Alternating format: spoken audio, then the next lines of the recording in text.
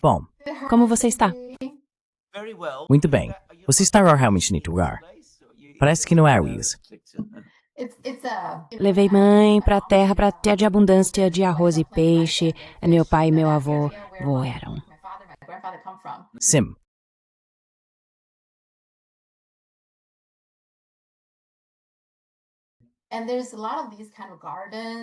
E há muitos jardins desse tipo, não tenho certeza.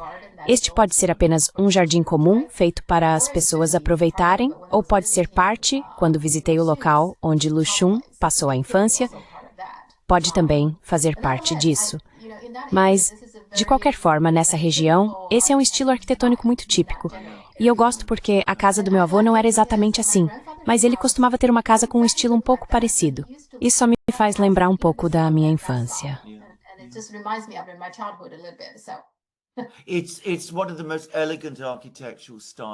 É um dos estilos arquitetônicos mais elegantes que já foram criados.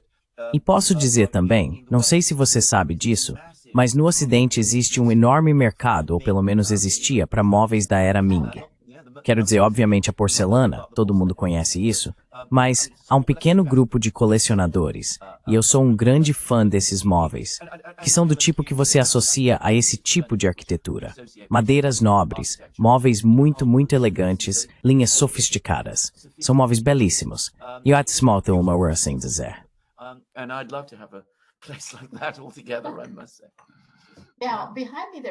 Sim, atrás de mim é uma placa, chama-se Ouvindo a Chuva. Então é um lugar para ouvir. Você estava falando sobre a paz da China e sabe, só a ideia de ouvir a chuva já me soa muito pacífica.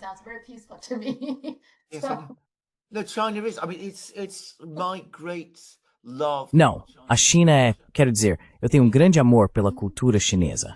Pintura, música, jardins. Esta é uma civilização de paz quanto a isso. Quero dizer, a principal ave de Pequim é qual? Chang'an. Paz. Quero dizer, paz eterna. A cidade de Xi'an, paz do oeste. Muito pacífico. Isso diz muito sobre uma cultura. Não estou dizendo que a China não conheceu guerras, mas diz muito sobre uma cultura quando ela fala de si mesma dessa maneira. Enfim, esses são meus comentários.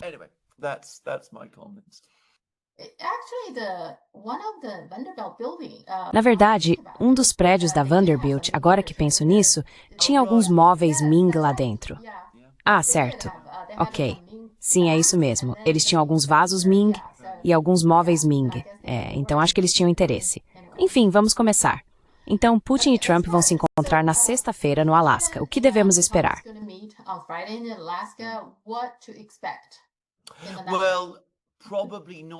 Bem, provavelmente não. Bem, certamente não houve avanços. Quero dizer, acho que posso só explicar qual eu acho que é o contexto de tudo isso. Temos recebido cada vez mais relatos nos últimos dias que basicamente mostram que o exército ucraniano está em sérios apuros. A situação militar na Ucrânia é terrível, caminhando para o catastrófico. A segunda coisa é que os americanos estavam falando sobre todas as sanções esmagadoras e tarifas que iriam impor aos russos. Iriam impor aos chineses. Você sabe, tarifas de 500%, 100%. Tentaram fazer isso com os indianos. Tudo saiu horrivelmente pela culatra. Agora percebem que isso também não vai funcionar. E estou recebendo cada vez mais relatos.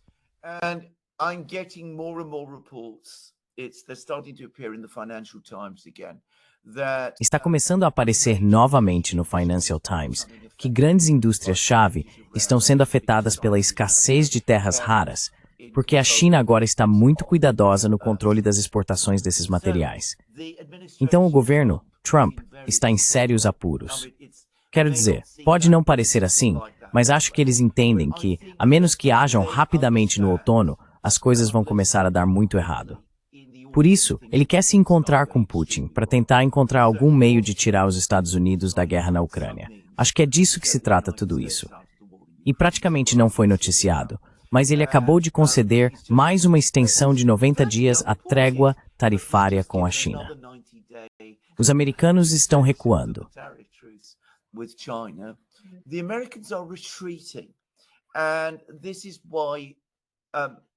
E é por isso que esses contatos estão começando a acontecer agora. Então ele quer falar com Putin. Vai tentar convencer Putin a algum tipo de cessar-fogo. Os russos dizem não, e é muito difícil ver por que eles deveriam dizer sim. Então, pelo menos um diálogo pode ser iniciado com os russos, e ao mesmo tempo os americanos podem começar a trocar ideias com os russos e ver o que pode funcionar. E claro, se os ucranianos e os europeus agirem de forma tão obstrutiva como sempre, então os americanos têm uma desculpa para se afastar. Então acho que é basicamente sobre isso que se trata. Tudo isso, só para deixar claro. Aliás, preciso deixar uma coisa absolutamente clara. Ao contrário do que a mídia ocidental está dizendo, foram os americanos que pediram essa cúpula. Disso não há dúvida alguma. Eles estão sempre tentando confundir as pessoas com isso, sabe? Eu sei. Os russos disseram isso. Os russos disseram isso de forma bastante clara. Os americanos propuseram a cúpula. Nós concordamos. Foram os americanos que enviaram seu representante a Moscou. Foi o Wyckoff. E o motivo pelo qual ele foi enviado a Moscou foi tentar convencer Putin, que tem sido muito cético em relação a uma reunião de cúpula com Trump até agora, a concordar com uma reunião. E foram os americanos que quiseram que o primeiro encontro acontecesse no Alasca.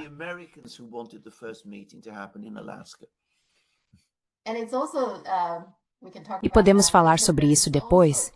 Mas também é o Trump. Na verdade, os Etazuês e a mídia querem vender a ideia da Idade 20.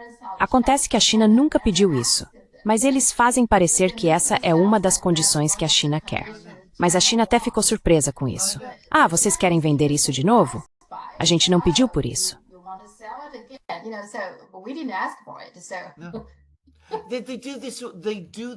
Eles fazem isso o tempo todo. E, infelizmente, muitas pessoas no Ocidente, porque recebem notícias apenas de fontes americanas, aceitam isso de boa fé. E então constroem teorias inteiras e elaboradas com base nisso. Por que a China decide comprar esse navio? Deve significar que os chineses estão enfrentando problemas. Por que os russos estão buscando uma reunião de cúpula com Trump? Deve significar que os russos também estão com problemas. E claro, toda a premissa está errada.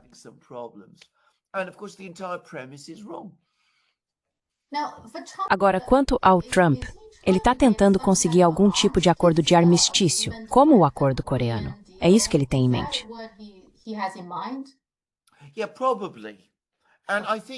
Sim, provavelmente. E eu acho que, sabe, se fosse feito nos termos certos, talvez até funcionasse. Exceto pelo acordo de armistício. Quero dizer, os russos não estão buscando um armistício. O que eles querem é algo que vá além de um armistício. Eles querem um acordo completo. Então os russos disseram, olha, se houver um cessar-fogo, e eles impuseram condições muito rigorosas sobre o que seria um cessar-fogo, eles querem que os ucranianos se retirem do Donbass. E nestas restrições sobre as armas e as armas e o que eles fornecem na Ucrânia,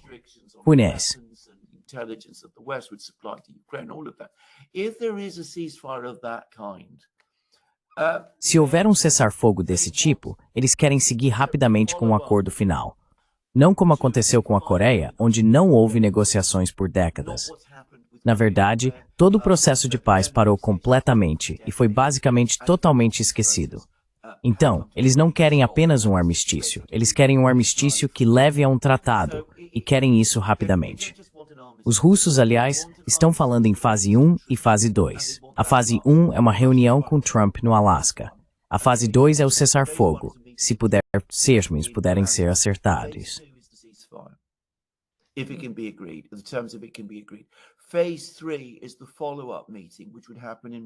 A terceira fase é a reunião de acompanhamento, que aconteceria na Rússia, entre os Estados Unidos e a Rússia, Putin e Trump. Os russos veem isso como um acordo, um tratado. Americanos e russos concordando em encerrar a guerra na Ucrânia e chegando a um entendimento entre eles. Depois, russos e americanos apresentariam conjuntamente o acordo final aos ucranianos e lhes diriam, é isso que queremos, aceitem ou deixem. É isso que os russos estão dizendo. Não estou dizendo que é isso que vai acontecer, mas é assim que os russos imaginam que esse processo se desenrolará.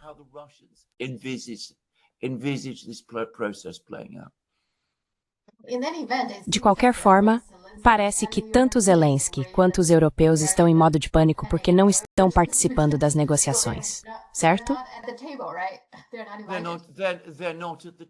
Eles não foram convidados. Eles não estão na mesa. Quero dizer, os americanos e os russos estão conversando juntos. Eles estão dialogando e estão falando sobre a Ucrânia. E o presidente Zelensky não está lá. Ele está muito chateado com isso. E os europeus também não estão lá. Tudo está sendo decidido por cima deles, e eles estão furiosos com isso. Mas de quem é a culpa? Quero dizer, eles estão irritados porque os americanos e os chineses conversam juntos e eles não estão envolvidos. Eles poderiam conversar com Pequim, eles poderiam ir à China, eles poderiam se encontrar com Wang Yi, Xi Jinping e outros líderes chineses.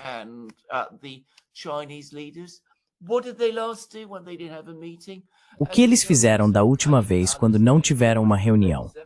Como você mesmo disse, Kaja Kallas veio com o que foi mesmo um documento de 37 páginas listando todos os crimes que a China está cometendo e esperando que Wang Yi baixasse a cabeça, pedisse desculpas e prometesse não fazer de novo. Bem, se você se comporta assim, é claro que vai ser excluído. Eles não querem se encontrar com Putin. Eles não querem enviar seus representantes a Moscou. Nada os impede de fazer isso. Nada os impede de conversar com Lavrov ou com Putin. Eles não foram excluídos dessas conversas. Eles excluíram.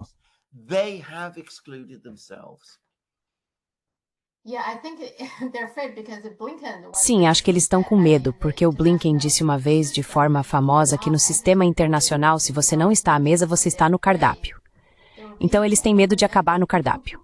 Bem, sim, absolutamente. Correto. Mas é o seguinte, do que exatamente os europeus têm medo? Eles realmente acreditam que a Rússia vai além da Ucrânia? Eles realmente acreditam nisso?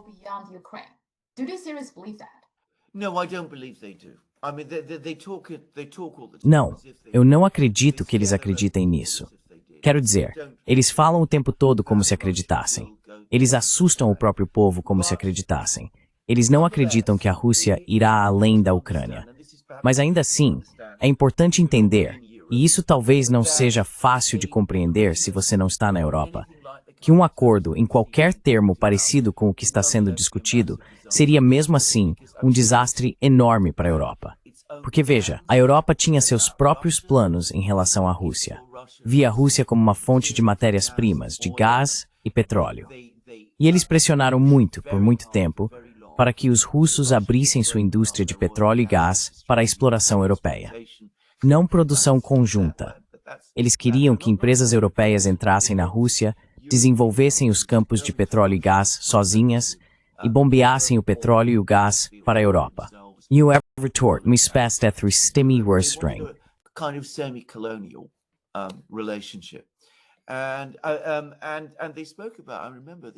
E eles falaram sobre isso, eu me lembro que eles comentaram sobre isso, que eles queriam, como eles mesmos disseram, diversidade.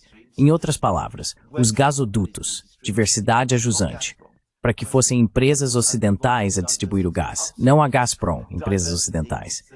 E eles queriam diversidade a montante, para que empresas europeias. Era assim que eles viam a situação. E eles pagariam uma taxa aos russos, e novamente, no fim das contas, seria uma configuração quase colonial.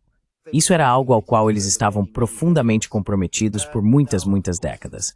E agora, claro, essa opção acabou. Quero dizer, estamos chegando ao ponto em que essa porta está se fechando. E em vez de uma Rússia fraca, uma Rússia derrotada, uma Rússia quebrada, eles estão diante de uma Rússia muito poderosa. Uma Rússia que não gosta deles, que não confia neles. E isso é algo muito perturbador para eles.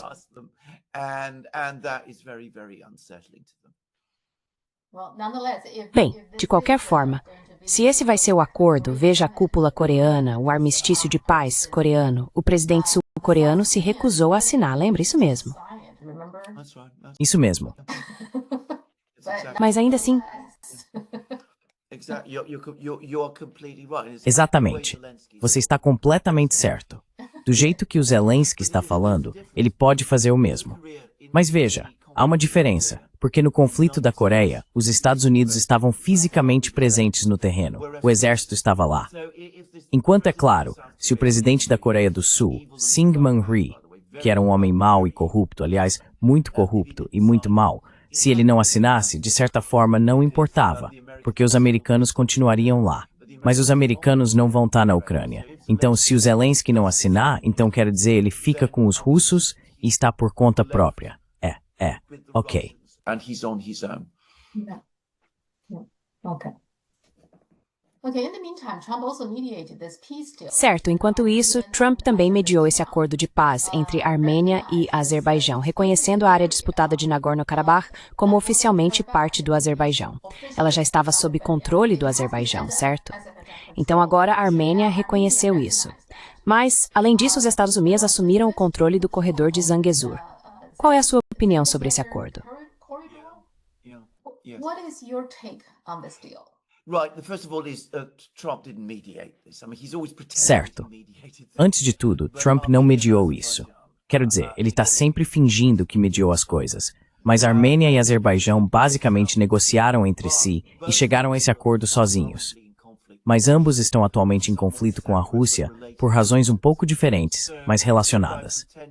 Ao fingirem que foi Trump quem mediou, e ao irem aos Estados Unidos e darem aos Estados Unidos um interesse nisso, eles estão tentando se proteger, criar uma salvaguarda contra a Rússia. No caso do primeiro-ministro da Armênia, o primeiro-ministro Pashinyan, ele está em uma posição particularmente difícil porque perdeu Nagorno-Karabakh. Houve vários outros ajustes de fronteira que favoreceram o Azerbaijão.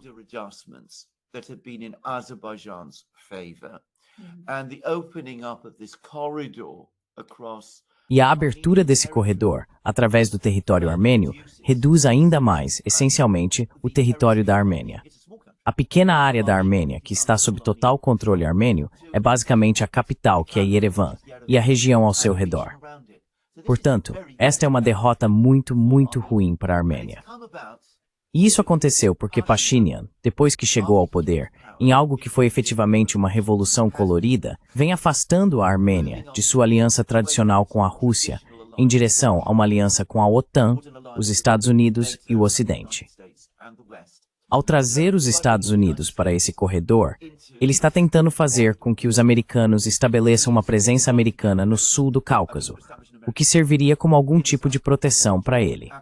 E isso também significa que ele não está entregando o corredor para o Azerbaijão.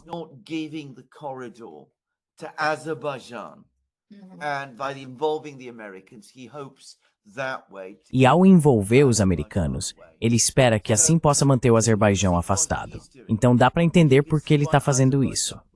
Dá para entender porque o Azerbaijão, que tem seus próprios problemas com a Rússia, também pode estar fazendo isso. E também dá para entender por que os americanos estão fazendo isso. Porque, do ponto de vista americano, esse corredor, que é um corredor muito pequeno, não tem importância econômica ou material. Mas, se os americanos conseguirem estabelecer uma presença ali, uma presença física, isso os coloca no sul do Cáucaso. Assim eles mantêm os russos afastados do sul do Cáucaso. Mas ainda mais importante, eles estabelecem uma presença nas fronteiras do norte do Irã. E o Irã está muito, muito irritado com esse acordo. Tem reclamado sobre ele, diz que não reconhece esse acordo e tem ameaçado tomar medidas militares para impedi-lo.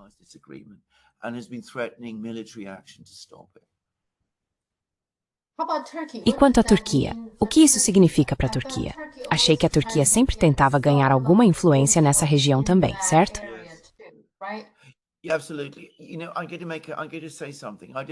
Sim, absolutamente. Sabe, eu preciso dizer algo. Não acho que os turcos estejam totalmente satisfeitos. O Azerbaijão é um aliado de longa data da Turquia. E o presidente do Azerbaijão, Ilham Aliyev, e Erdogan supostamente são amigos. O idioma falado no Azerbaijão é tão parecido com o turco que eles são quase a mesma língua, só para constar. Existe essa conexão. No entanto, não acho que Erdogan esteja realmente feliz com a presença dos americanos lá, porque, do ponto de vista dele, ele quer que essa região seja dominada por ele. E a introdução dos americanos traz um terceiro ator. E como sabemos, o relacionamento dele com os americanos nem sempre foi fácil. Zelensky's relationships with the Americans have not always been easy. Ele tem um relacionamento com Putin e com a China, mas nenhum deles é muito próximo. Oh, no, it's not absolutely. De jeito nenhum. Exatamente. Mas o que isso significa para a Rússia? Quero dizer, a Rússia não há de estar particularmente satisfeita a esse acordo. No, they're not particularly happy, but the Russians always. Não, eles não estão particularmente felizes. Mas os russos sempre jogam a longo prazo, especialmente no Cáucaso. E eles vão pensar consigo mesmos: bem, o que os americanos realmente ganharam com isso? Nada de muito relevante. Como eu disse, se você está falando de economia e comércio, do ponto de vista americano, é uma rota comercial que vai do nada para lugar nenhum. O Azerbaijão não é um parceiro comercial importante dos Estados Unidos. Este dificilmente é um lugar de importância econômica crítica. Os americanos não vão ficar lá por muito tempo. O Irã não os quer. A Rússia não os quer. A Turquia não os quer. Russia doesn't want them. Turkey doesn't want them. Eventually they will go. Eventualmente, eles irão embora. Os russos quase certamente calculam que a longo prazo, a Armênia, por seus próprios interesses, gradualmente voltará para eles. Recentemente, como você sabe, estive na Geórgia. Vi exatamente como isso aconteceu lá. A Geórgia também teve uma revolução colorida. Também teve um presidente pró-americano. Esse mesmo presidente tentou levar a Geórgia para a OTAN e para a OEU. Isso levou a uma guerra catastrófica. A Geórgia perdeu território. Eventualmente, as pessoas perderam a confiança nessa pessoa. Ele caiu. Aliás, ele está agora preso na Geórgia. E no fim das contas, a Geórgia foi puxada de volta para a Rússia. And ultimately, Georgia's been pulled back to Russia.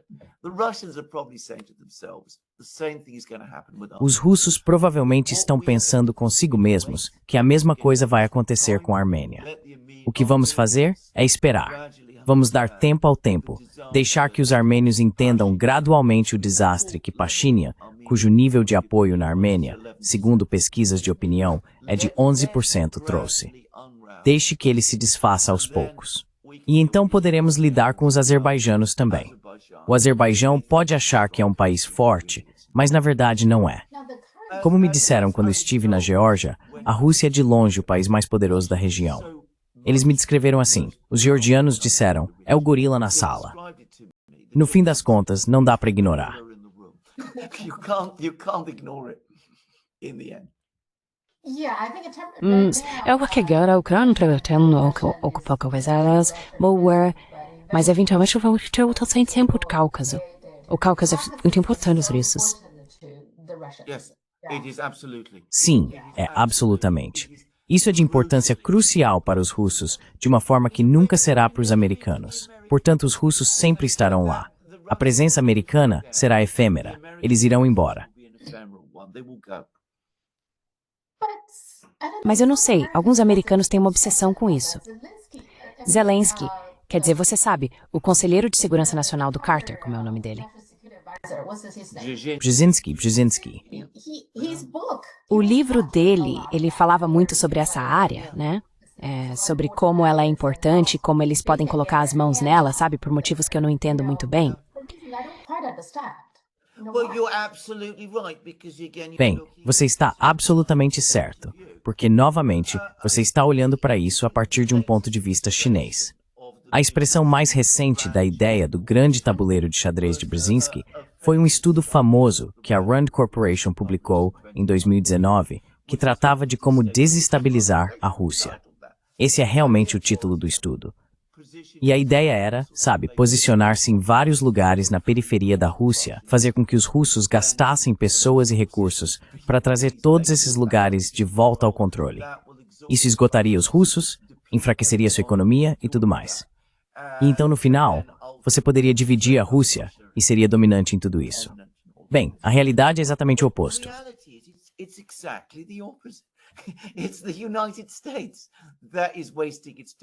É os Estados Unidos que estão desperdiçando seu tempo, energia e recursos, se envolvendo em lugares onde, no fim das contas, não tem interesse. O sul do Cáucaso não é importante para os Estados Unidos. Eles vão gastar tempo, energia e recursos para estabelecer uma presença lá, no momento em que os Estados Unidos já estão sobrecarregados de várias maneiras. Isso vai acabar prejudicando o próprio país, enquanto os russos, por outro lado, podem se dar ao luxo de jogar no longo prazo porque sabem que vão vencer. Então, em vez de esgotar a Rússia, o que os americanos estão fazendo é esgotando a si mesmos. Agora, isso é a Rússia. Claro, eles estão tentando jogar o mesmo jogo constantemente com a China. Estão fazendo isso em uma escala muito maior, mas com exatamente os mesmos resultados, só que multiplicados por 10.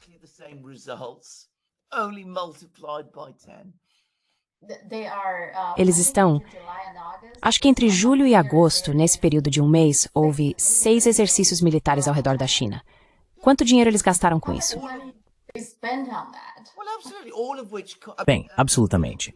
Tudo isso, exercícios militares, especialmente quando conduzidos pelos Estados Unidos, custa centenas de milhões, provavelmente bilhões. Como você disse corretamente, para alcançar exatamente o quê? Na China, pode-se dizer que os navios espiões agora são muito avançados tecnologicamente. Eles ficam circulando para coletar todos os dados, sabe? Pegando todos os números dos exercícios militares. Exatamente isso. E no final das contas, você está realizando exercícios militares em uma região onde a China, por estar lá, sempre será massivamente dominante do ponto de vista militar. É inútil, é um completo desperdício de recursos e tempo. Os americanos nunca enxergam dessa forma.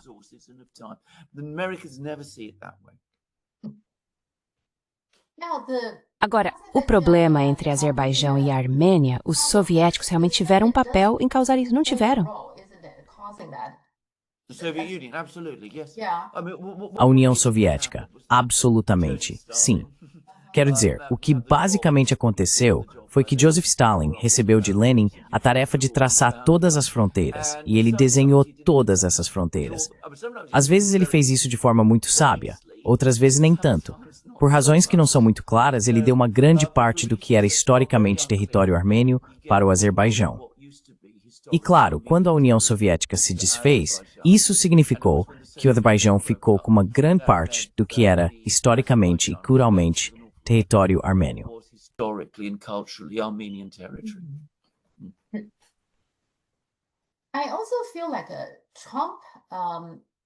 Eu também sinto que o Trump, me parece que ele tem uma abordagem relativamente nova para lidar com questões internacionais. Então, a mais recente sobre a Armênia, ele conseguiu controlar esse corredor e agora está chamando de corredor Trump. Assim, ele consegue uma entrada no Cáucaso, certo? E, ao mesmo tempo, acho que ele também, claro, ele sempre quer o Prêmio Nobel da Paz. E agora, os Estados Unidos têm uma presença ali sem nem usar meios militares. É como se ele tivesse usado a paz como uma espécie de atrativo para aproximar os dois países, segundo ele mediou isso. Mas os dois países também, eles têm interesses específicos. Acho que o que você está dizendo é que a Armênia quer mesmo parar a agressão do Azerbaijão. Então, os Estados Unidos, quer dizer, o Trump vê isso como uma oportunidade. E qualquer dinheiro que sair desse corredor, os Estados vão ficar com 40%. O dinheiro do Trump está sempre em jogo, certo? Bem, é claro. Então ele está usando a paz para ele como uma forma de conseguir um pouco de expansão para os Estados Unidos, aumentar a influência do Império e também ganhar dinheiro ao mesmo tempo. Então isso é exatamente como uma nova abordagem, certo?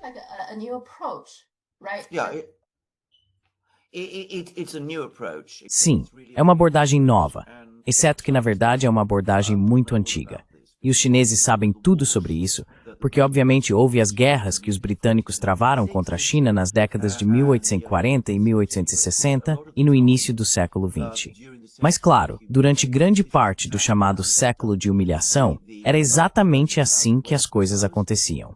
As potências coloniais, as potências ocidentais, intimidavam a China e usavam influência econômica e outros tipos de pressão para forçar a dinastia Qing a fazer concessões.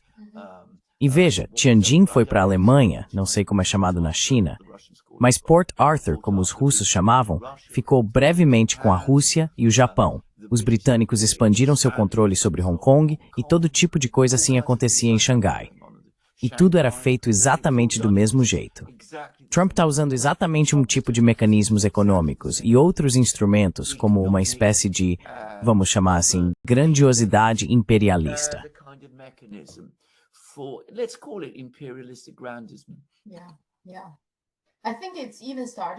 Sim, acho que isso até começou um pouco com o Biden, embora seja diferente. Quero dizer, está claro que os Estados Unidos não são muito bons em guerra, certo? Todas essas guerras no Vietnã, Coreia e Afeganistão. Então, o que o Biden fez foi retirar-se do Afeganistão, mas depois provocou problemas para que Ucrânia e Rússia iniciassem uma guerra por procuração. E nesse processo, acho que o Biden também expandiu o império ao trazer Suécia e Finlândia para a OTAN. Acho que a abordagem dele é, através da guerra por procuração, fazer todo mundo ficar com medo, eu acho. E o Trump meio que continuou um pouco nessa linha, porque Armênia e Azerbaijão, claramente eles também têm um certo medo de guerra em geral, né? Então, por um lado, os Estados Unidos são quem instiga todos esses conflitos e guerras desestabilizadoras, e ao mesmo tempo pensam, você tem medo de guerra? Ok, agora eu vou trazer paz para você, mas você sabe que isso significa que terei minha própria influência e vou lucrar com você. Então, é esse tipo de abordagem, né?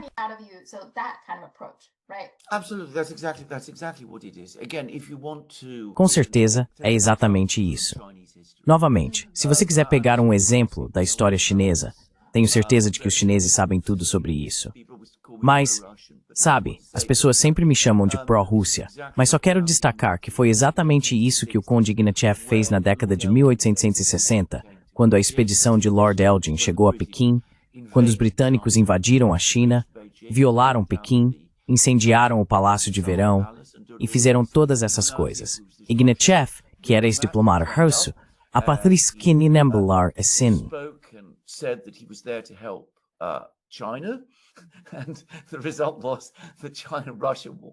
E o resultado foi que China e Rússia ficaram com vastos territórios, incluindo Vladivostok e tudo isso. Então isso é exatamente, mais uma vez, este é um jogo muito antigo. Já foi jogado muitas vezes. E sim, os americanos estão jogando agora, e com certa habilidade, é preciso dizer. Mas repare que tudo isso está sendo feito às custas de seus aliados, no final das contas. Se você está falando da Europa, a Europa está pagando um preço terrível por todas essas manipulações. A Armênia, teoricamente, também é aliada dos Estados Unidos. A Turquia também. Então, tudo isso está sendo feito, como eu disse, às custas dos aliados dos Estados Unidos. Os Estados Unidos não são fortes o suficiente para fazer esse tipo de coisa com seus adversários. Portanto, é um império que está se tornando cada vez mais predatório e também canibalístico. Está se voltando contra seus próprios vassalos. Está devorando-os.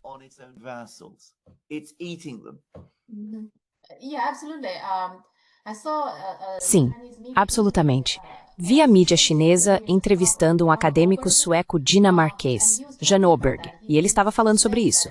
Ele disse que, desde que a Suécia entrou para a OTAN, já foram estabelecidas 5 bases militares na Suécia, e eles não têm qualquer influência sobre essas bases.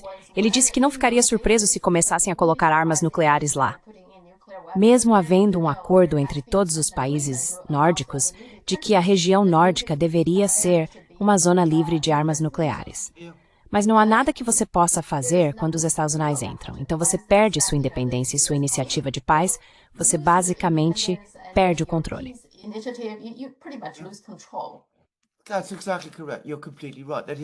Isso está exatamente correto. Você está completamente certo. É exatamente isso que você faz.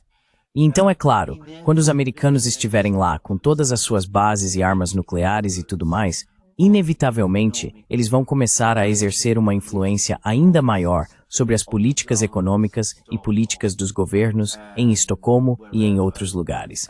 E eles vão remodelar as políticas desses países cada vez mais de acordo com seus próprios interesses. E isso vai significar que as empresas suecas serão gradualmente engolidas por empresas americanas.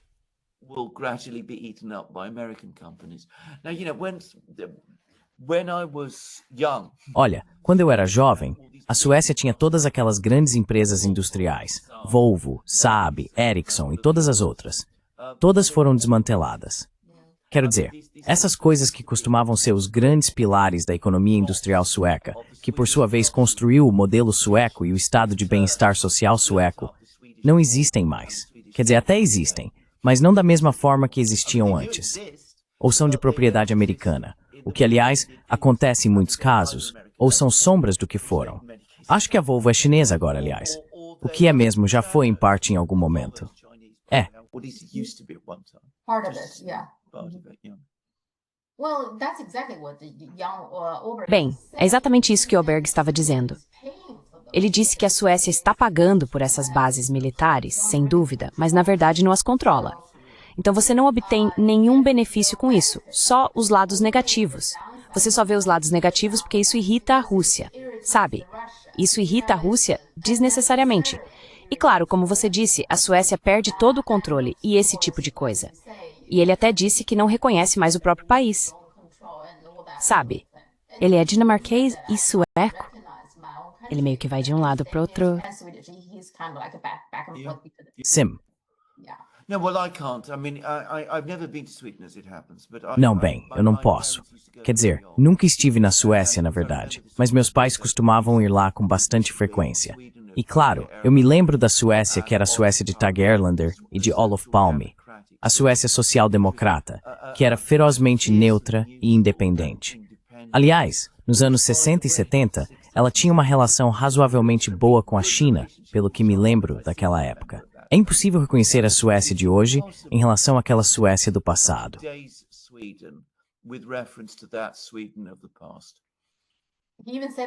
Ele chegou a dizer que quando lhe perguntaram quando você acha que a Suécia começou a mudar, ele respondeu, provavelmente com o assassinato de Olof Palme.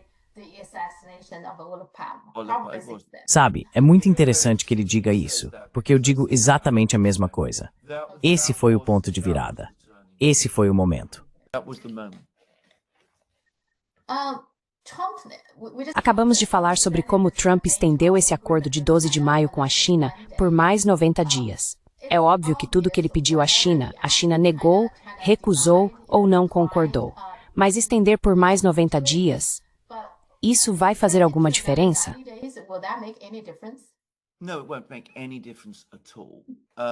Não, isso não fará diferença alguma. Na verdade, vou fazer uma previsão. Este é um bom exemplo de algo temporário se tornando permanente. Acredito que veremos extensões intermináveis, extensões de 90 dias, porque não acho que Trump esteja em posição de negociar com a China. E acho que os chineses não vão enfraquecer sua posição em relação às terras raras, aliás. Mas devo dizer algo. Voltando à reunião entre Putin e Trump, muitos americanos estão me dizendo agora, olha, um dos grandes motivos pelos quais precisamos retomar o contato com os russos não é só porque precisamos afastar os russos da China, porque isso é uma questão estratégica, mas porque precisamos trabalhar com os russos para desenvolver terras raras, já que eles têm grandes quantidades delas. Precisamos quebrar esse monopólio chinês. Eu disse, você está falando sério?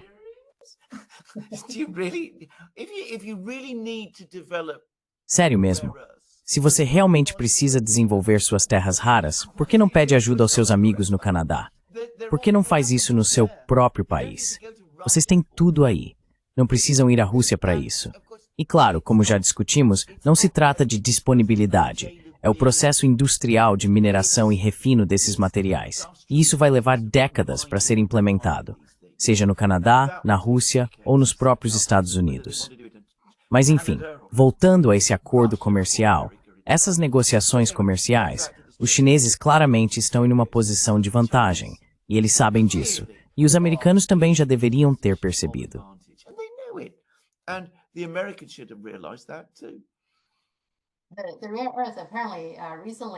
As terras raras, recentemente a Malásia afirmou que tinha processado algumas terras raras, sabe, que poderiam estar prontas para uso, e havia muitas empresas fazendo pedidos.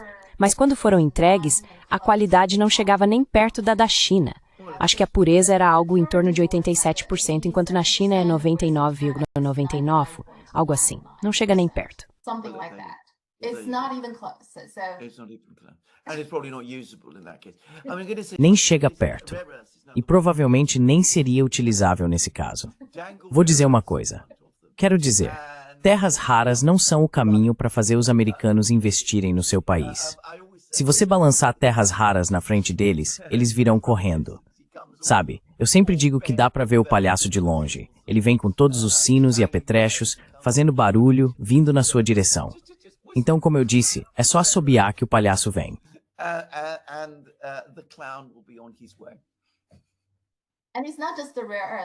E não são apenas as terras raras. A China também analisa a cadeia de suprimentos. Eles estão identificando todos os diferentes setores em que a China é dominante, como 50%, 60%, 70% da cadeia de suprimentos. Então, há muitas coisas que a China pode usar como vantagem. Se eles querem. Se você, quero dizer, o que os americanos, se eles realmente estão preocupados com a dependência da China em relação às terras raras, eles podem sentar, fazer o que a China faz, desenvolver um programa adequado, formar engenheiros, investir nisso, aceitar que esse é um programa de pelo menos uma década, provavelmente muito mais, e começar a trabalhar nisso. Mas não é isso que eles fazem. Não é isso que os americanos fazem, porque eles acham que conseguir terras raras é tão fácil quanto pedir uma pizza ou receber uma entrega da Amazon.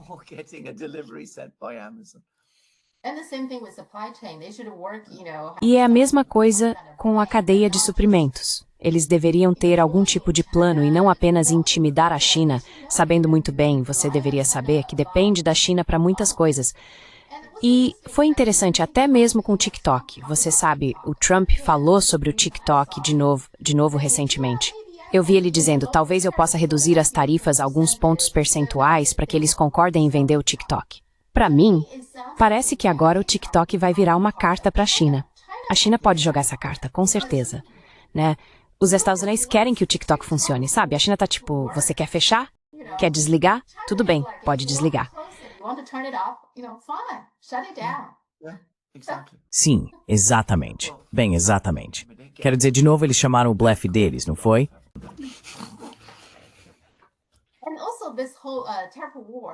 E também toda essa guerra terrível. Ok, a implementação parece muito caótica, porque você me diz, agora, 1º de agosto deveria ser, Trump tá resolvido, ok, todos esses países, claro, exceto China, México e alguns outros, mas todos os outros países, ele tem uma lista de todos os termos. Então, e aí eles começaram a implementar em 7 de agosto. E é aí que sabemos exatamente quanto serão as tarifas. Então, aparentemente, por exemplo, de acordo com a mídia japonesa, o Japão achou que conseguiu 15%, o que eles consideraram um bom acordo.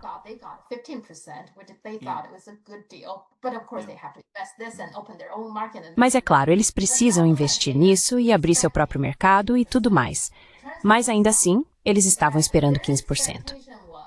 Acontece que não foi isso. A expectativa deles era que as tarifas abaixo de 15% permaneceriam como estão e as acima de 15% cairiam para 15%. Mas não foi o que aconteceu. Por exemplo, carne bovina. De alguma forma, o Japão tinha uma tarifa de importação de carne bovina que costumava ser em torno de 24%. Eles esperavam que caísse para 15%, e em vez disso, subiu para 41%.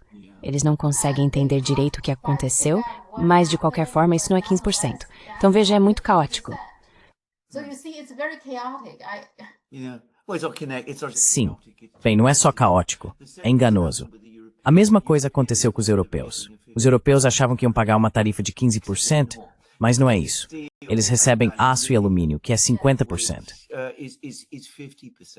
Acho que todos os países têm uma tarifa de 50% por passar a... Eu sei, mas veja, os europeus achavam que tinham negociado, só que na verdade não foi bem assim. Então quero dizer, os Estados Unidos jogam esse jogo. O Trump, na verdade, para ser justo com ele, é bastante implacável na forma como faz isso. Não sei se isso vai beneficiar os Estados Unidos aí no final das contas, mas de qualquer forma, é o que ele faz. Né? Sim, acho que eles também têm uma tarifa de 50% para a Índia, tanto para alumínio quanto para aço. Inside, Sushi. Enquanto isso, você também admite que não pode garantir a promessa de os 600 bilhões de dólares feita a Trump e que o Japão também recuou um pouco em suas promessas. Então, não é só os Estados Unidos que estão jogando esse jogo. Parece que todo mundo está dançando em volta disso. Ou seja, é mais complicado. Yeah, I mean, More complicated. well, I mean, they are paying. Bem, quero dizer, eles estão pagando esses enormes subornos para o Trump, porque é basicamente isso que essas coisas são. Não subornos diretamente para ele, mas para os Estados Unidos, oferecendo esses valores enormes, que, claro, eles não têm nenhuma intenção real de pagar, porque estão lidando com dinheiro que não possuem. Essa é a verdade, e o Trump está começando a perceber isso. Ele já publicou algo no Truth Social sobre o quanto está irritado com os europeus. Agora ele está pensando em impor tarifas de 35%. O caos vai continuar. The chaos will continue. That's for sure. Absolutely, Okay. absolutely.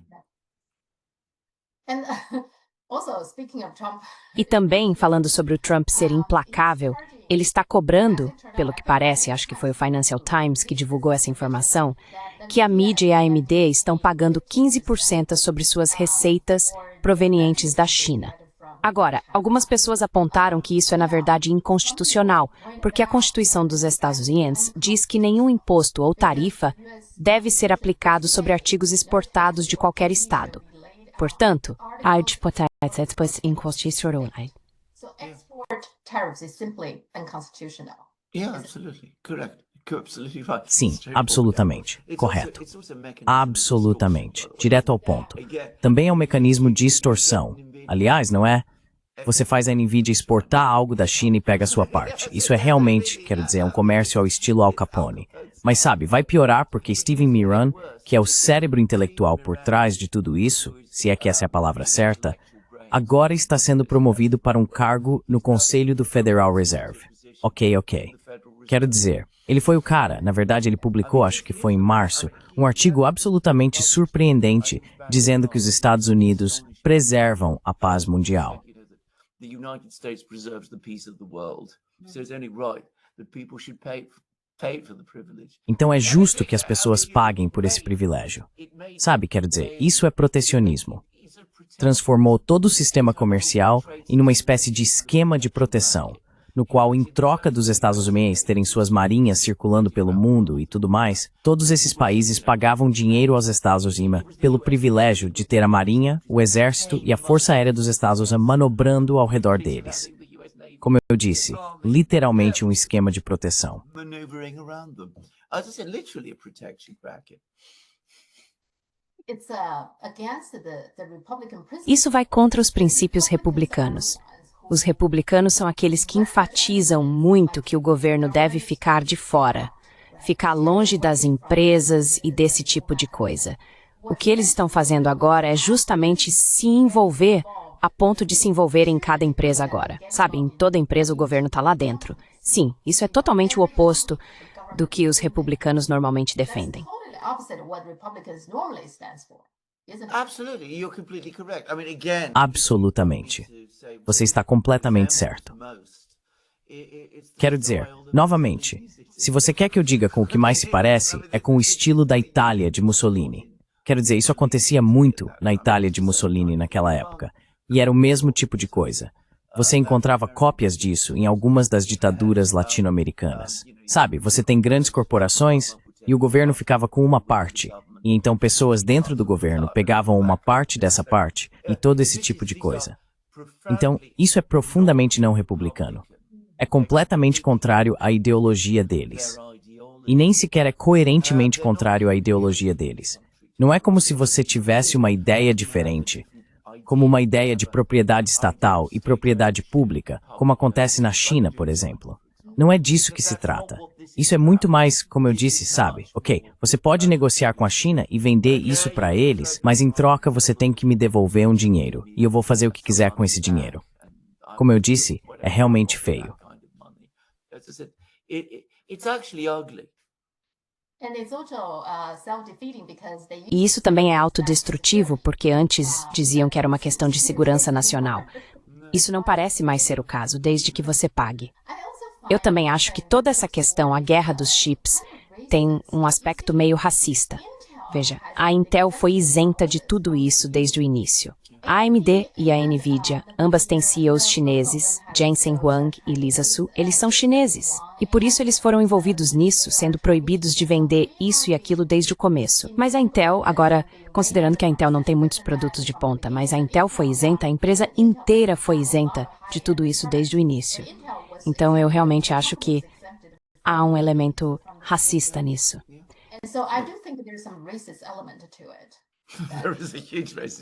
Existe um enorme elemento racista nisso, e já discutimos isso muitas vezes. Quero dizer, com certeza existe. A forma como o governo Biden tentou favorecer a Intel às custas da Nvidia, era isso que eles estavam fazendo. Quero dizer, como mais você explicaria isso? Sim. E agora o Trump está abertamente pedindo que esse novo CEO, que também é chinês, renuncie ao cargo de CEO da Intel. Quer dizer, ele acabou de se tornar CEO da Intel em março. Então, seja lá o que ele esteja fazendo, não dá para julgar ainda, é um período muito curto. Mas o Trump está abertamente pedindo que ele renuncie. Acho isso tão escancarado. É. Modi vai visitar a China para participar da reunião da Organização de Cooperação de Xangai. Mas a situação é um pouco mais complexa. A mídia chinesa basicamente já decidiu que essa não é uma tentativa séria de Modi de realmente ter um bom relacionamento com a China. Parece mais que ele está fazendo isso para contrabalançar os Estados Unidos, para deixar os Estados Unidos com medo. Porque não faz tanto tempo, acho que no começo de agosto, eles fizeram um exercício militar. Os indianos realizaram um exercício militar com as Filipinas, sobre o qual o governo chinês, na verdade, não comentou muito. Mas, na verdade, o público, a esfera midiática, muitos influenciadores de mídia independente, não estão satisfeitos com isso. E então você pode simplesmente mudar de lado porque o Trump te humilhou ou algo assim, e acha que a China pode facilmente passar a estar do seu lado. Qual é a sua opinião?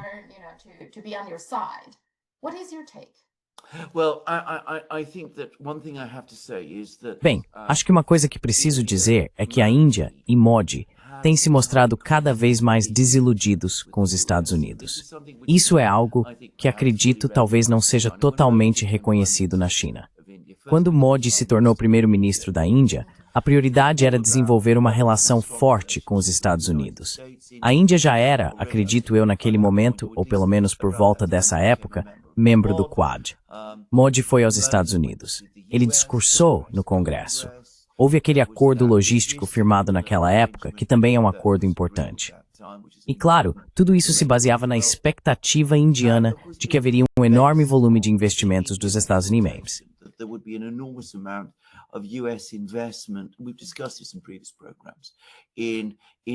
Já discutimos isso em programas anteriores. Na Índia, nas indústrias indianas, em sua economia, havia uma expectativa de que o país trabalharia para modernizar a indústria indiana e finalmente colocar a Índia em uma posição em que se tornaria uma superpotência industrial como a China. Isso não aconteceu. E eu sei que isso é algo que muitas pessoas na Índia estão insatisfeitas há algum tempo. E então, os indianos começaram a perceber cada vez mais que os Estados Unidos estavam começando a considerar a Índia como garantida nos assuntos internacionais. E os indianos realmente se consideram uma potência importante. E claro, houve o desastre do confronto indo-paquistanês algumas semanas atrás, quando, em primeiro lugar, ficou claro que o Paquistão tinha mísseis Arar e aeronaves melhores do que os franceses que a Índia havia importado.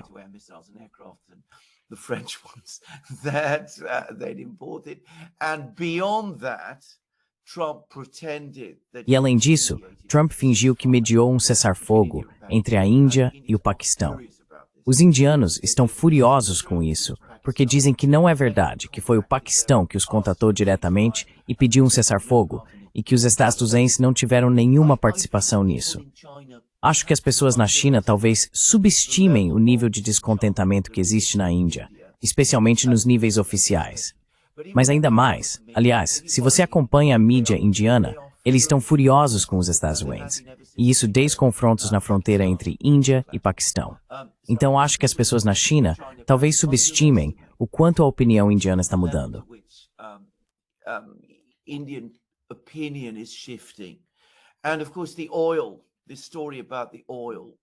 E claro, o petróleo, essa história sobre o petróleo, foi basicamente a gota d'água.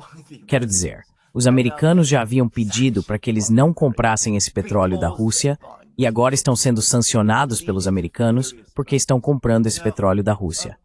Então os indianos estão furiosos com isso. Agora o Modi vem de uma tradição política dentro da Índia que é muito hostil à China. Quero dizer, ele provavelmente não é alguém que goste muito da China. E é verdade que os políticos indianos, desde o início dos anos 1960, têm sido consistentemente antagônicos em relação à China.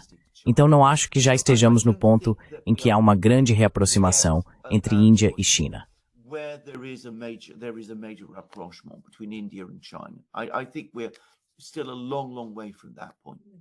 Acho que ainda estamos muito longe desse ponto, se tenho que dizer isso. Mas acredito que dentro da Índia, um país grande e muito complexo, está começando gradualmente a ganhar força a ideia de que, para a Índia, o BRICS é importante. O BRICS oferece à Índia rotas comerciais e oportunidades para expandir sua economia.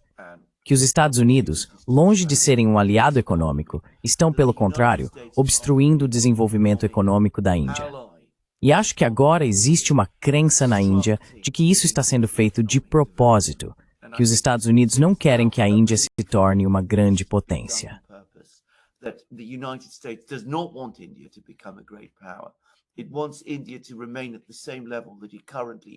Ela quer que a Índia permaneça no mesmo nível em que está atualmente, mas ao mesmo tempo que seja um país que represente um problema para a China. Assim, os indianos estão gradualmente ficando cada vez mais desiludidos com os americanos, e esse processo está ganhando força aos poucos.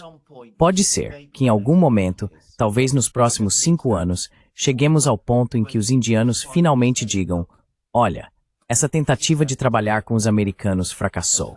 É hora de finalmente resolvermos nossos problemas com a China, de nos comprometermos totalmente com os BRICS, de buscar investimentos chineses em nossa economia. A China já é nosso maior parceiro comercial. E então, finalmente, talvez possamos começar a avançar.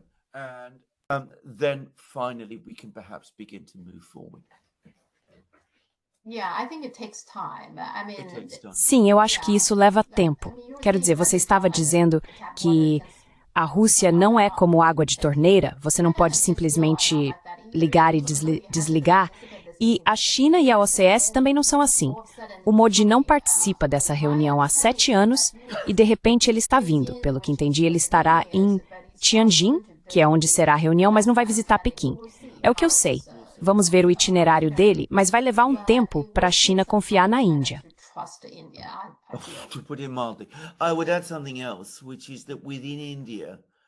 Eu acrescentaria outra coisa, que é o fato de que dentro da Índia e dentro da comunidade acadêmica na Índia, nas universidades, em partes da comunidade empresarial e em partes da mídia, especialmente em Mumbai, continua existindo um movimento pró-americano muito forte. Quero dizer, essas pessoas ainda estão lá e não mudaram suas opiniões. A visão delas é que a Índia deve sempre andar lado a lado com os Estados Unidos e se subordinar cada vez mais aos Estados Unidos. Elas me lembram muito os oligarcas na Rússia, que obviamente também tinham essa atitude e perspectiva. E claro, a grande diferença é que na Rússia os oligarcas gradualmente perderam o controle. Mas na Índia, eles continuam muito poderosos. Então, acho que seria prematuro para a China confiar na Índia neste momento.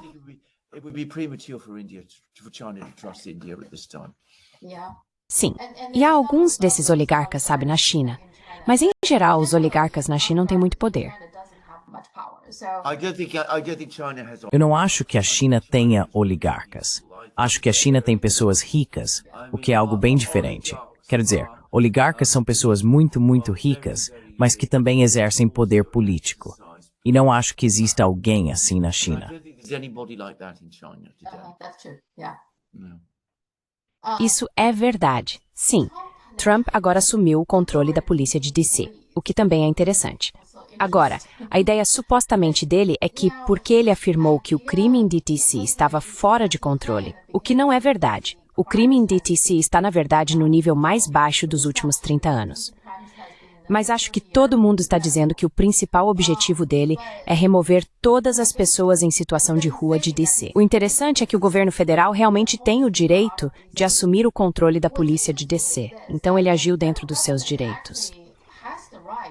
Mas a questão é, o que vem depois? Ele está realmente falando sobre Nova York e Chicago, sabe? Todas essas cidades que têm problemas com pessoas em situação de rua. Mas repare também que Nova York, Chicago, talvez Los Angeles e São Francisco, todas essas são cidades de estados democratas. Então, o que exatamente ele está fazendo aqui?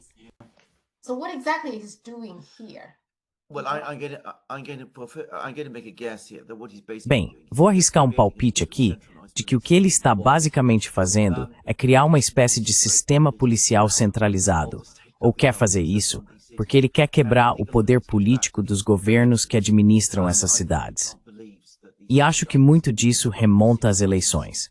Acho que Trump acredita que esses governos municipais em todos esses lugares, em Atlanta, em Nova York, onde for, basicamente manipularam as eleições de 2020, fazendo com que ele perdesse.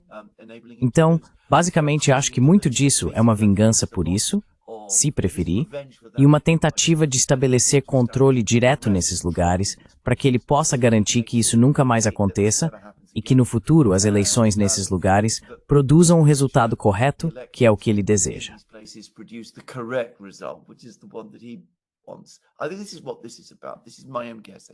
Acho que é disso que se trata. Essa é a minha própria suposição, de qualquer forma. Os motivos dele, aliás, para não mirar em Washington, D.C., porque, claro, D.C. também foi o local onde aconteceram os protestos de 6 de janeiro. Ele se lembra de tudo isso. Ele se sente muito irritado com a forma como aquilo foi policiado e tudo mais.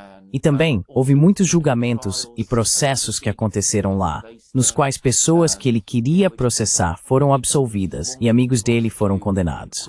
A mesma coisa aconteceu em Nova York. E claro, tudo isso se resume a isso. Acho que com Trump, no fim das contas, sempre se trata de controle e de quebrar o controle das pessoas que ele vê como hostis a ele.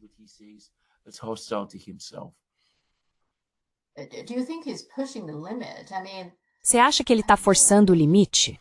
Quero dizer, eu sinto que, com as tarifas há muitas dúvidas sobre a legalidade de toda essa questão das tarifas, certo? E essa exportação de tarifas é simplesmente inconstitucional. E agora ele está assumindo o controle da polícia de DC, o que por enquanto ele pode fazer se isso for legal. Mas se ele der o próximo passo, Nova York, Chicago, quer dizer, eu não sei, parece que ele está realmente forçando a barra. Ele está definitivamente forçando a barra. Quero dizer, ele está indo além da legalidade constitucional, pelo menos. Sim, vamos ver como as coisas vão se desenrolar. Quero dizer, uma coisa que já dissemos muitas vezes é que o Trump é sempre interessante, né? Ele está desafiando praticamente todas as normas às quais estamos acostumados. Coned. Há um caso falando sobre a Suprema Corte. Eu mesmo sou fascinado pelo sistema judiciário. Alguns aspectos do sistema judiciário americano vêm da Grã-Bretanha. Está certo?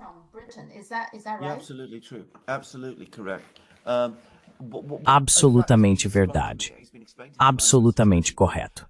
Na verdade, foi explicado para mim por um procurador dos Estados Unidos, que os tribunais nos Estados Unidos, a maioria deles, têm origens da época em que muitos dos estados ainda eram colônias britânicas. Depois, a Constituição dos Estados Unidos foi promulgada e criou a Suprema Corte dos Estados Unidos, que é o único tribunal totalmente autêntico criado pelos Estados Unidos.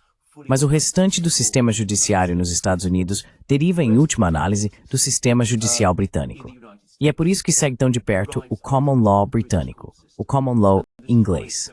É interessante.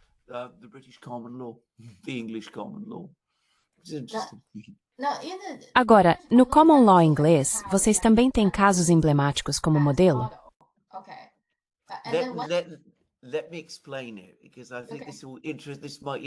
Deixe-me explicar, porque acho que isso pode interessar aos seus telespectadores chineses também, porque é realmente muito interessante.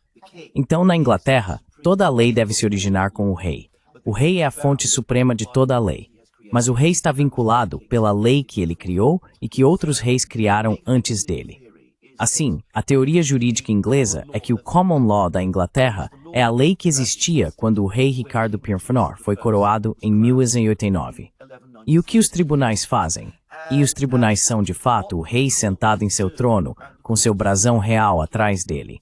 Por isso, quando entramos em um tribunal na Inglaterra, nós fazemos uma reverência. So that's why when we go into a courtroom in England, we bow. And that's why it's called the court, by the way, because it's... E é por isso que se chama tribunal, aliás, porque é o tribunal do rei, entende? Onde o rei vive, é um tribunal. Então o que o juiz está fazendo é, na verdade, estar ali em nome do rei, agindo como o rei. E ele não cria leis, ele nos diz o que é a lei que existe inalterada desde 1189.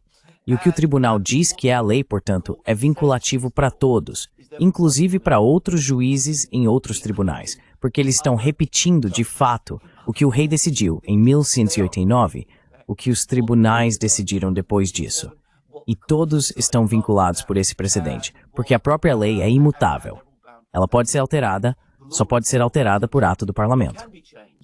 But it can only be changed by act of parliament. So the king calls his council together. Então o rei convoca seu conselho, o parlamento e a Câmara dos Lordes, e eles se reúnem, aprovam a lei, o rei assina e então ela se torna lei. Essa é a única maneira de uma lei ser modificada na Inglaterra. Mas, novamente, é necessário o consentimento do rei. Todos os atos legais ingleses começam com as palavras: pela majestade mais excelente do rei, conforme debatido e discutido pelos comuns e lordes aqui reunidos, decretamos o seguinte. É algo desse tipo. Esse é o Common Law da Inglaterra, a lei perfeita e imutável, estabelecida em 1189, que existe até hoje. Essa também é a lei que vincula os tribunais dos Estados Unidos.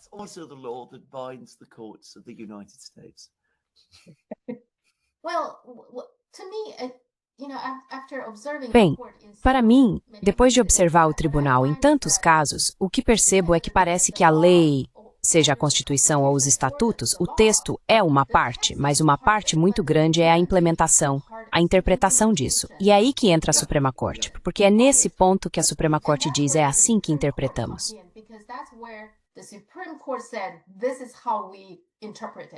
Indeed, correct. That is correct. Can I, by the way, just to deal with the question of precedents. Isso está correto. Aliás, só para tratar da questão do precedente.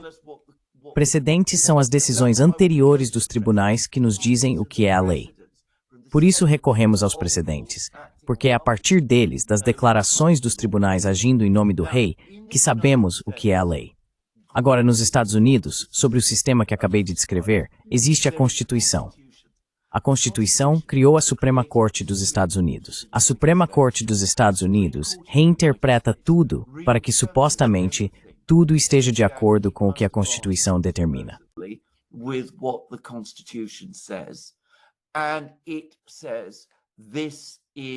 E diz, portanto, é assim que as leis devem ser implementadas. Elas são compreendidas através do prisma da Constituição, porque a Constituição, especialmente a Declaração de Direitos, contém em si várias disposições que se referem à aplicação das leis, devido processo legal, direito à liberdade de expressão, direito a um julgamento justo, todas essas coisas. Tudo isso se origina da Constituição dos Estados Unidos, conforme interpretada pela Suprema Corte. Você é absolutamente certo. É a Suprema Corte que fornece a interpretação e estabelece os mecanismos de aplicação.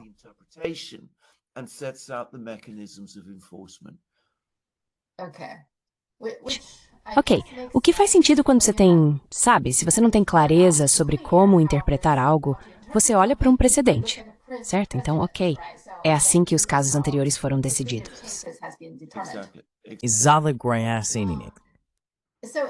Mas é claro que o precedente pode ser derrubado, você sabe, pode, como aconteceu com Roe v. Wade, ser revertido, certo? Sim, sim. Bem, a Suprema Corte tem um enorme privilégio porque ela interpreta a Constituição. Ela pode decidir quando tomou decisões erradas, pode simplesmente mudá-las, o que é um conceito muito difícil para os tribunais ingleses entenderem. English courts to understand. Okay. Certo. Então agora há um caso interessante sobre casamento gay. Não sei se você acompanhou. Uma mulher chamada Kim Davis é escrivã em um dos condados de Kentucky e ela se recusou a conceder uma licença de casamento para um casal gay e acabou sendo multada. Eles meio que a puniram por não cumprir seu dever, eu acho. E agora ela está processando acho que o condado. E o que ela basicamente está dizendo é que a Suprema Corte teve um caso chamado Obergefell v. Hodges. E esse é o caso histórico sobre casamento entre pessoas do mesmo sexo. E ela basicamente está dizendo que esse caso,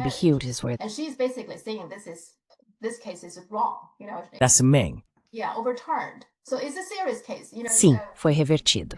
Então é um caso sério e agora está indo direto para a Suprema Corte, claro. O interessante, porém, é que isso lembra muita gente do caso Roe v. Wade, porque eu achava que Roe v. Wade já estava resolvido, um caso encerrado. Mas não, eles puderam reverter. E é a mesma coisa com o casamento entre pessoas do mesmo sexo. Aparentemente, eu também achava que era algo resolvido, mas agora muita gente está dizendo que há pouquíssima chance disso ser revertido, embora ninguém saiba ao certo. Ok, a palavra de hoje é nunca se sabe.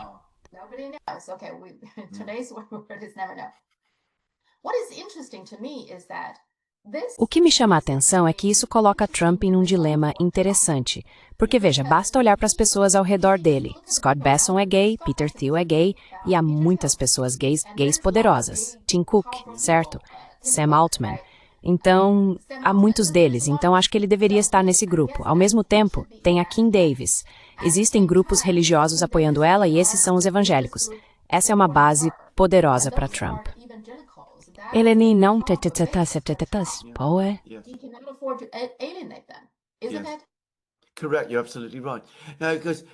Correto. Você está absolutamente certo. Agora, essa é uma diferença fundamental. Só para voltar à Suprema Corte, é uma diferença fundamental entre os sistemas americano e britânico. Porque nós não temos, quero dizer, um tribunal não pode dizer que um ato do parlamento está errado. Quero dizer, isso é impossível porque é o rei, é o tribunal. O tribunal é o tribunal do rei. Ele não pode dizer que o rei e o parlamento cometeram um erro. Quero dizer, isso está absolutamente fora de questão.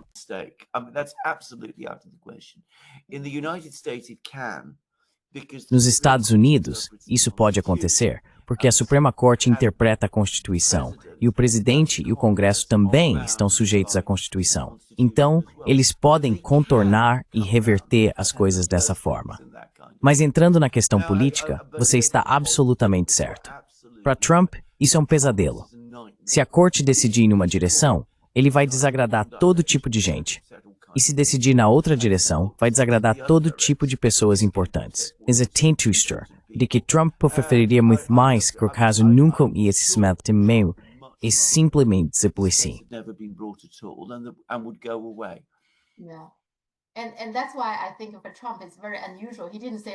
Sim, e é por isso que eu acho muito estranho, no caso do Trump, ele não disse uma palavra sobre isso. Ele é o tipo de pessoa que gosta de tuitar sobre tudo, sabe? Ele tem opinião sobre tudo. No Oriente Médio, a Al Jazeera perdeu todos os seus jornalistas, tipo 5, 6, 7 pessoas. Tá bem claro que foram alvos intencionais. Então acho que é isso. Israel está se preparando para entrar e limpar Gaza. É isso.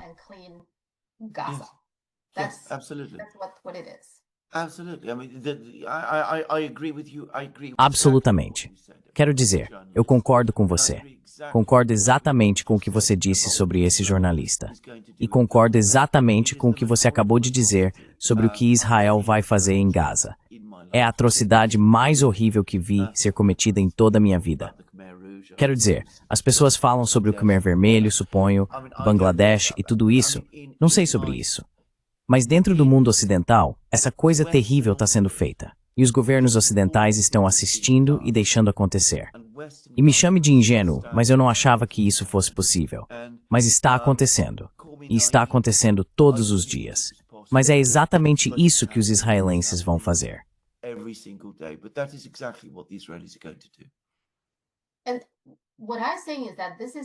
E o que eu penso é que isso é praticamente o fim dos chamados valores ocidentais, porque o Ocidente está sempre falando sobre liberdade de imprensa, é uma parte muito importante disso, e também sobre liberdade religiosa. Mas Israel tem bombardeado igrejas e mesquitas, sabe? O que for.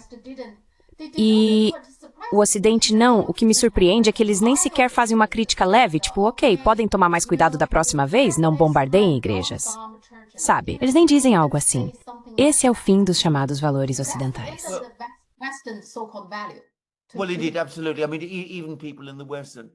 Bem, de fato, absolutamente. Quero dizer, até mesmo pessoas no Ocidente entendem isso. Li um artigo numa revista britânica de centro-esquerda chamada Unheard, que é totalmente mainstream. E o título do artigo, que aliás era um bom artigo, era Uma Democracia Liberal Morre em Gaza. Quero dizer, todo o conceito disso morreu. A democracia liberal morreu em Gaza. Está praticamente concluído. Sim, tá feito. Sim. E falando em táticas de máfia. Então, o governo dos Estados Unidos colocou uma recompensa pela captura do Maduro, certo?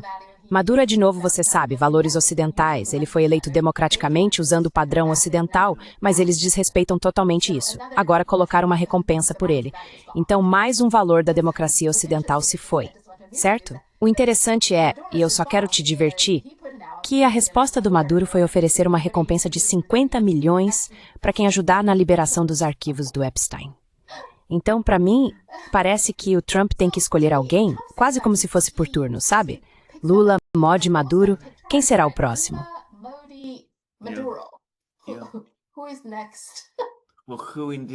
Bem, quem será o próximo?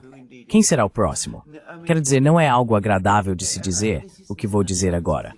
Mas repare que ele tem sido muito mais deferente com Putin.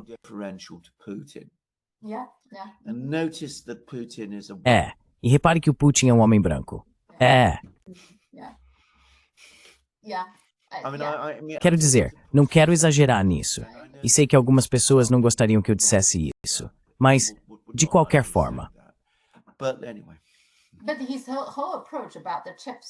Mas toda a abordagem dele sobre a guerra da Chechênia eu acho tão óbvia. Sim. Agora, acho que o racismo dele em relação aos chineses provavelmente é diferente de outros tipos de racismo. Não é como, ok, eu sou o dono de escravos, você é o escravo negro, então você não é digno. Acho que com os chineses é quase como se ele ficasse incomodado por não conseguir controlar a China. Então ele não gosta desse povo porque eles não são fáceis de controlar. Eu sinto isso.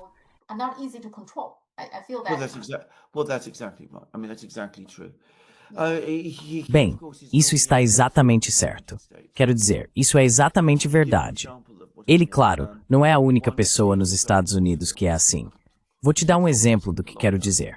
Um dos filmes de Star Wars, parei de assisti-los há muito tempo. Não um dos 3 originais, mas um dos sequências.